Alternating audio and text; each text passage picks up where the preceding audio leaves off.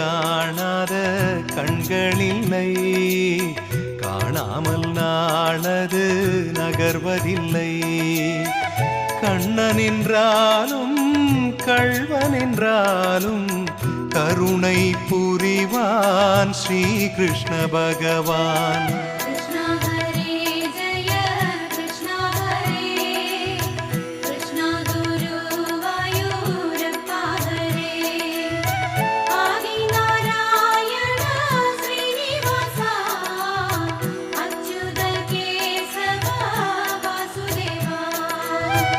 அழகிய கண்ணனின் அடிதனை எண்ணுவர், அவனது தொல்லைகள் அனைத்தையும் தாங்குவர்.